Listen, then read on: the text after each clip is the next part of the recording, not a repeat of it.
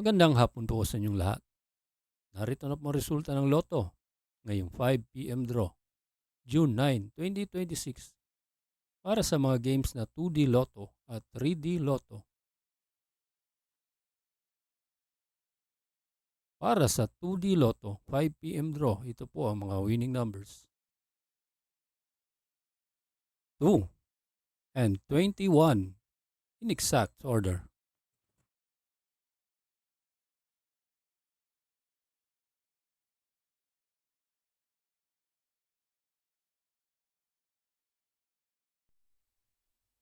Kung bago ka pa lang sa aking channel, pwede kang mag-like, share, at subscribe para updated kayo sa mga PCSO lottery results araw-araw. At para sa 3D Lotto, ito po ang mga winning numbers: 4, 9, and 9 in exact order.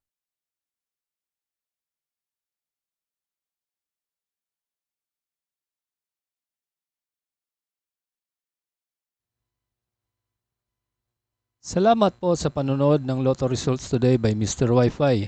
Good luck at maglaro ng responsable. Huwag kalimutang mag-like, share at subscribe.